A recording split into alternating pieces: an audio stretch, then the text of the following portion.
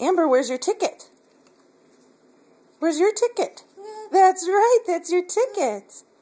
Liam, where's your ticket? Show me. And where's that ticket going to take you? Whoops. To the train? Is it a pretend train, though? Okay, I want to be clear. And where are we taking the train to? I know, but what are we going to go see? We're going to go see dinosaurs. You're going to go see dinosaurs? Yeah. What dinosaur do you want to see the most? T-Rex. T-Rex? Yeah. And what does a T-Rex do? Yeah. Does he spin around in circles till he gets real dizzy? Does he stomps? Is that what you just said? Yeah. Show me. What does a T-Rex do? Wall. And how does he stomp?